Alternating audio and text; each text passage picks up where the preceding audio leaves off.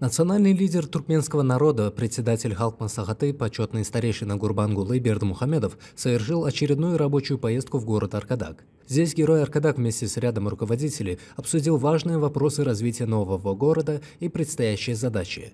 Председатель Государственного комитета по строительству города Аркадак при президенте Туркменистана Аразов сообщил, что по инициативе героя Аркадага разработана концепция развития города Аркадак на 2024-2052 годы, и в настоящее время ведется необходимая работа по ее утверждению. В концепции определены задачи развития нового города по всем направлениям.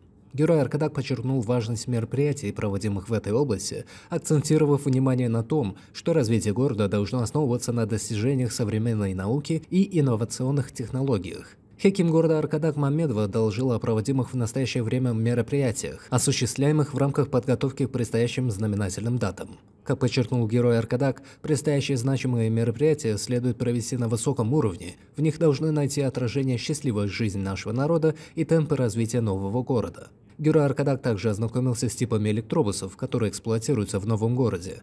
Национальный лидер туркменского народа, председатель Халкман Сахаты, подчеркнул, что электробусы должны соответствовать современным требованиям и международным стандартам по комфортабельности и техническим показателям.